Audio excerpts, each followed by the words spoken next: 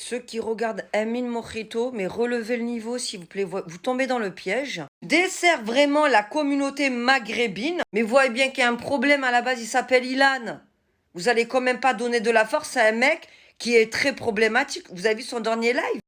Les gestes obscènes qu'il est en train de faire? Apparemment, il cartonne. Non, je vous dis, notre société, elle a des problèmes. Parce que certains se disent dans la religion, certains se disent dans une certaine spiritualité, certains se disent dans une certaine éducation, mais il s'agit de regarder à qui il donne de la force et ce qu'il regarde. C'est la schizophrénie à ce stade-là. C'est très étrange, vraiment très perturbant. Le mec est problématique, il s'appelle Ilan. Enfin, je sais pas, en fait, voyez bien.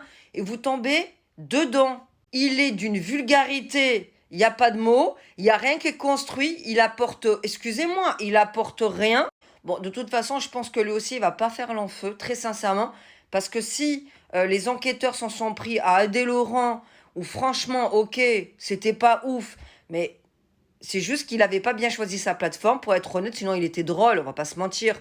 Honnêtement, ne me dites pas que Ilan Mojito va pas se faire rattraper, honnêtement.